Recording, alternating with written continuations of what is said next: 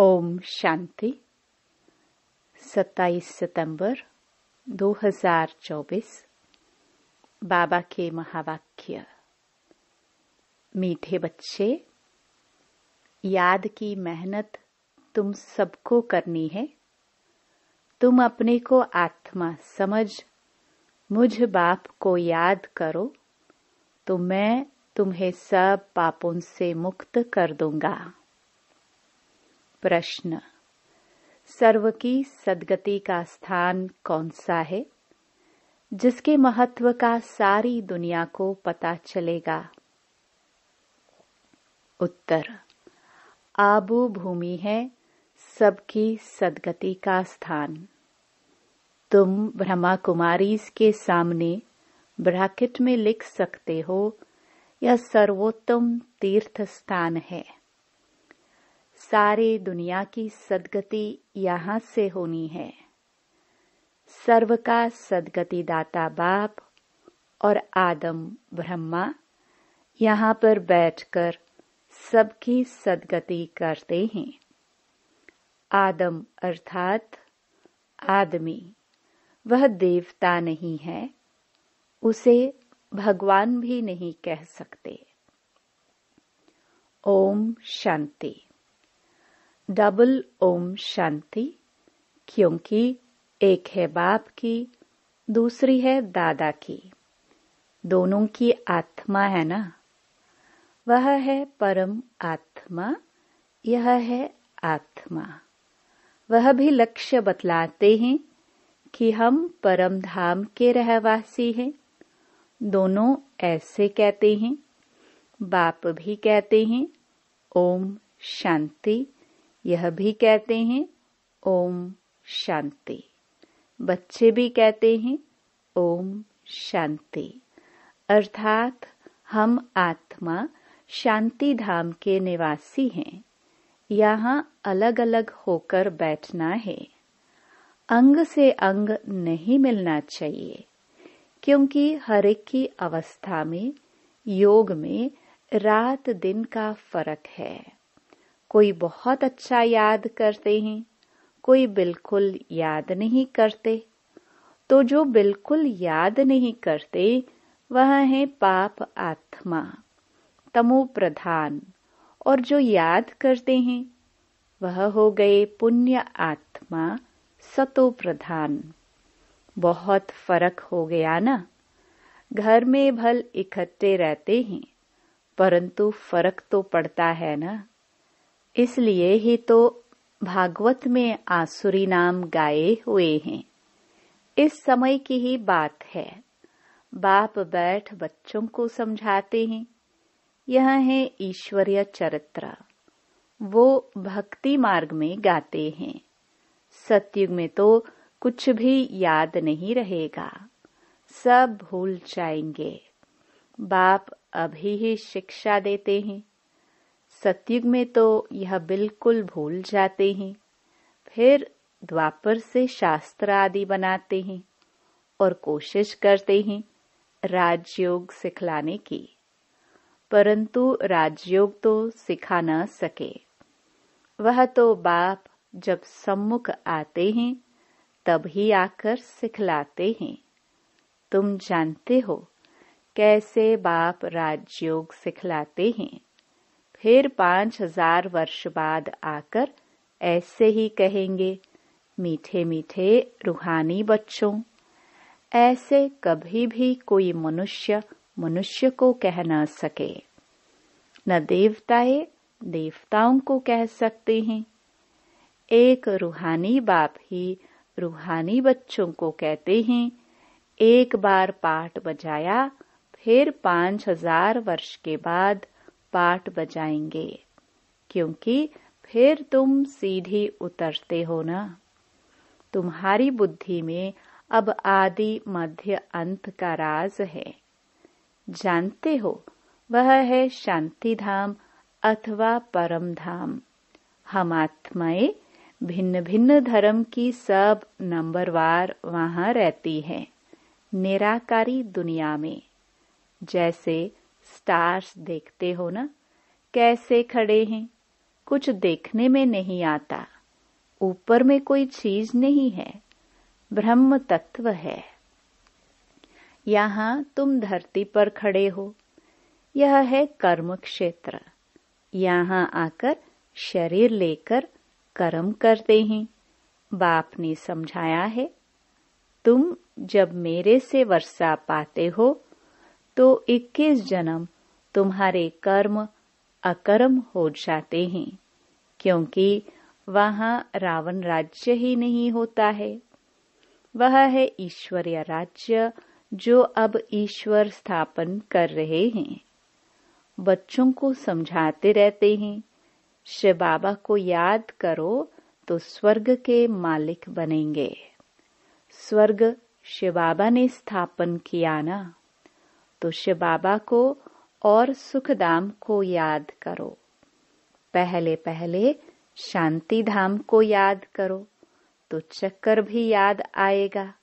बच्चे भूल जाते हैं, इसलिए घड़ी घड़ी याद कराना पड़ता है। हे मीठे मीठे बच्चों, अपने को आत्मा समझो और बाप को याद करो तो तुम्हारे पाप भस्म हो। प्रतिज्ञा करते हैं, तुम याद करेंगे तो पापों से मुक्त करूंगा। बाप ही पतित पावन सर्वशक्तिमान अथॉरिटी है। उनको वर्ल्ड ऑलमाइटी अथॉरिटी कहा जाता है। वह सारे सृष्टि के आदि मध्य अंत को जानते हैं। वेदों शास्त्रों आदि सबको जानते हैं।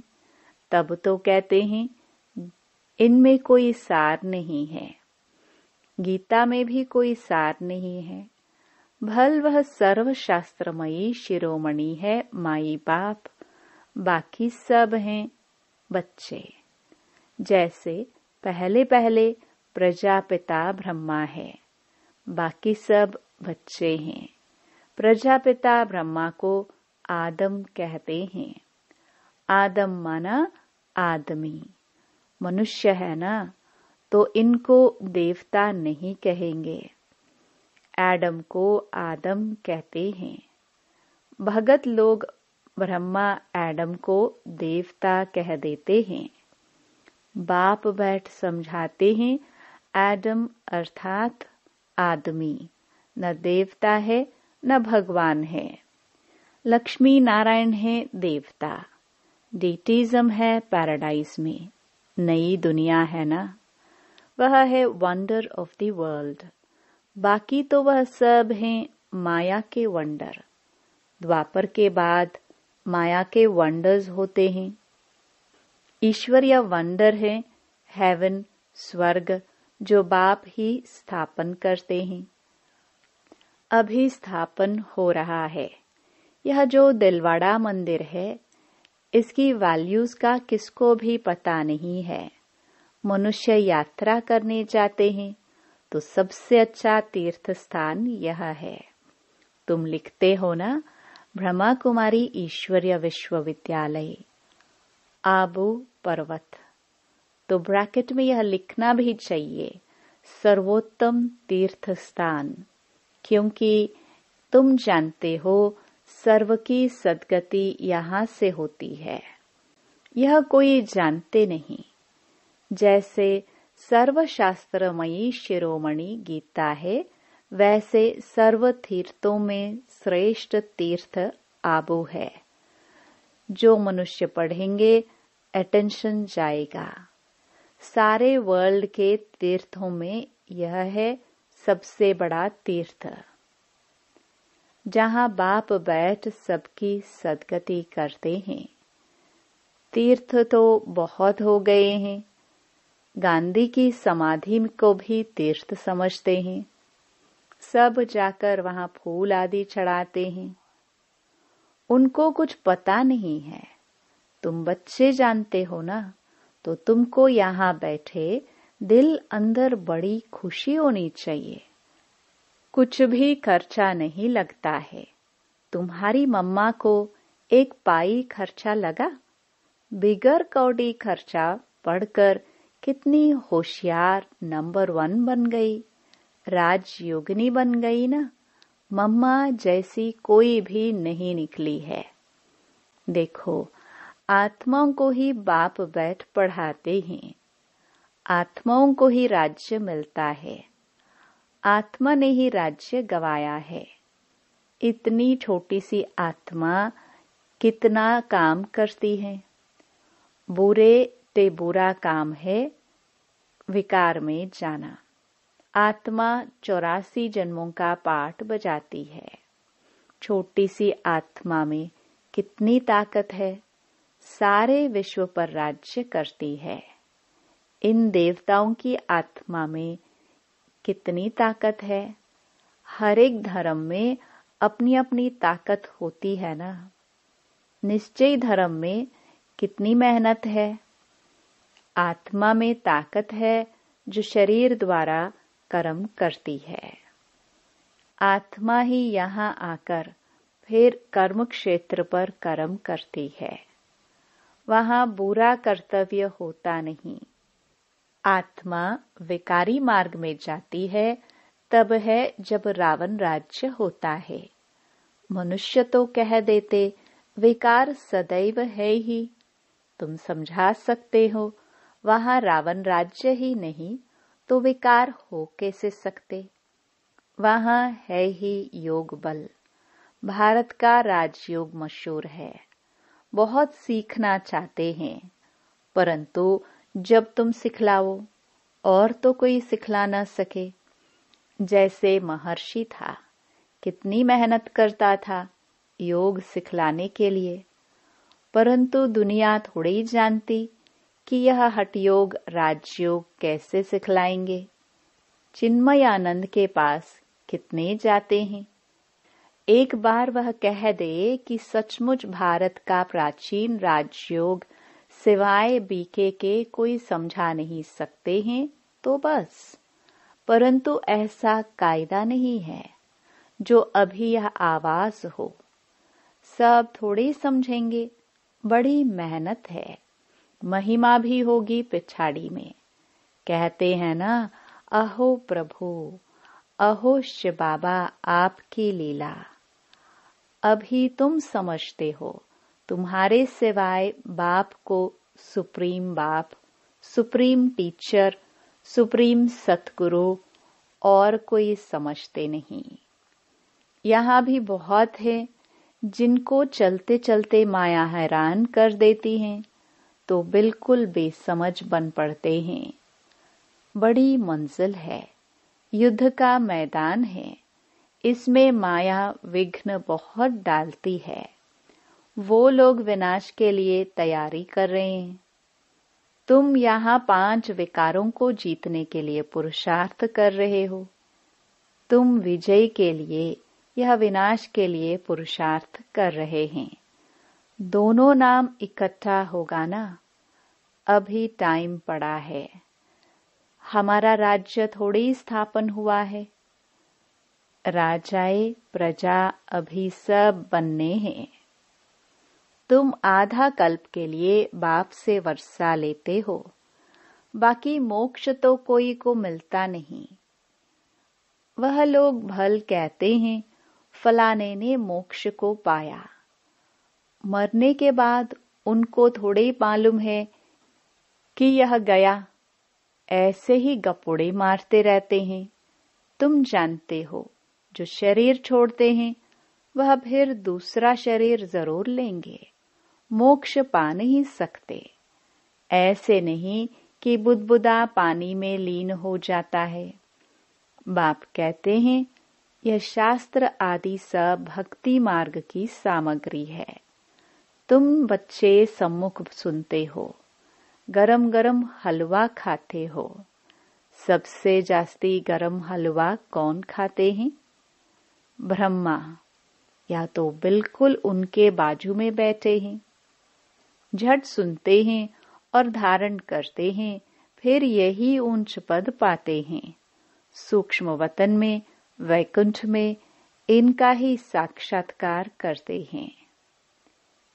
यहाँ भी उनको ही देखते हैं इन आंखों से। बाप पढ़ाते तो सबको है। बाकी है याद की मेहनत।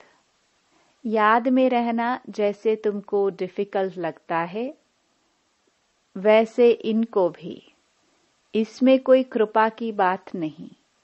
बाप कहते हैं हमने लोन लिया है, उनका हिसाब किताब दे देंगे। बाकी याद का पुरुषार्थ तो इनको भी करना है। समझता भी हूं, बाजू में बैठा है, बाप को हम याद करते फिर भी भूल जाता हूं। सबसे जास्ती मेहनत इनको करनी पड़ती है। युद्ध के मैदान में जो महारथी पहलवान होते हैं, जैसे हनुमान का मिसाल है, तो उनकी ही माया ने परीक्षा ली, क्योंकि वह महावीर था। जितना जास्ती पहलवान उतना जास्ती माया परीक्षा लेती है। तूफान जास्ती आते हैं। बच्चे लिखते हैं बाबा हमको ये होता है। बाबा कहते हैं यह तो सब कुछ होगा। बाबा रोज बताते हैं खबरदार रहना। लिखते हैं बाबा माया बहुत तूफान लाती है। कोई कोई देह अभिमानी होते हैं तो बाबा को बतलाते नहीं। तुम अभी बहुत अक्लमंद बनते हो। आत्मा पवित्र होने से फिर शरीर भी पवित्र मिलता है। आत्मा कितनी चमत्कारी हो जाती है। पहले तो गरीब ही उठाते हैं। बाप भी गरीब निवास गाया हुआ है। बाकी तो वो लोग देरी से आएंगे। तुम समझते हो जब कोई भाई बहन नहीं बने हैं तो भाई भाई कैसे बनेंगे। प्रजापिता ब्रह्मा की संतान तो भाई बहन ठहरे ना।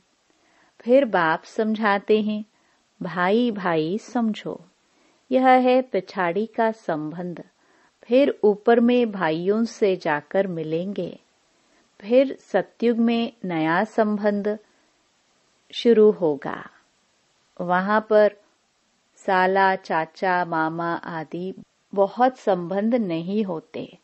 संबंध बहुत हल्का होता है, फिर बढ़ता जाता है। अब तो बाप कहते हैं भाई बहन भी नहीं, भाई भाई समझना है। नाम रूप से भी निकल जाना है। बाप भाइयों आत्माओं को ही पढ़ाते हैं। प्रजापिता ब्रह्मा है, तब भाई बहन है ना। श्री कृष्ण तो खुद ही बच्चा है, वह कैसे भाई भाई बनाएंगे। गीता में भी यह बातें नहीं है। यह है बिल्कुल न्यारा ज्ञान। ड्रामा में सब नूंद है। 1 सेकंड का पाठ न चले दूसरे सेकंड से।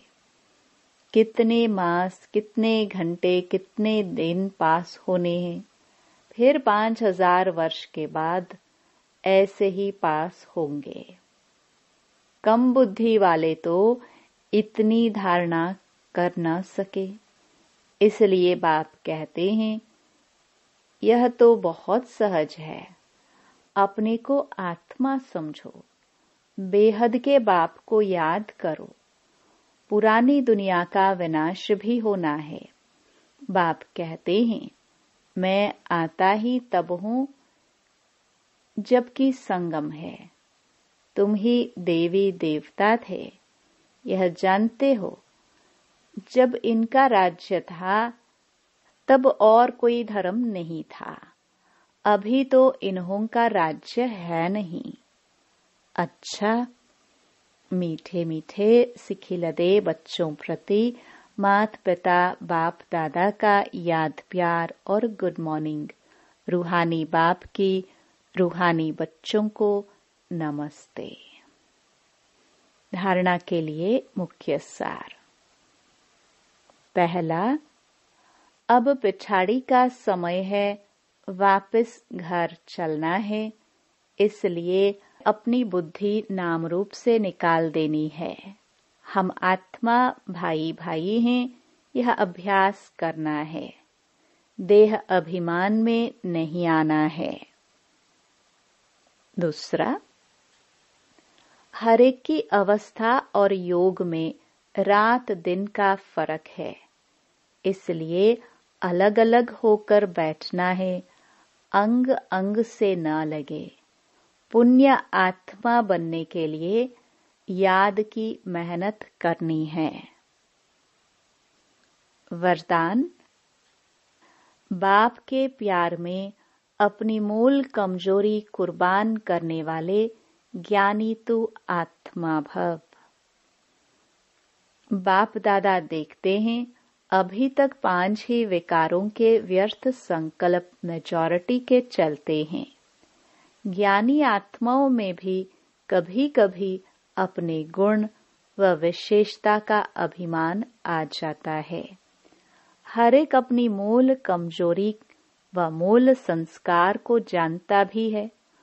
उस कमजोरी को बाप के प्यार में कुर्बान कर देना, यही प्यार का सबूत है।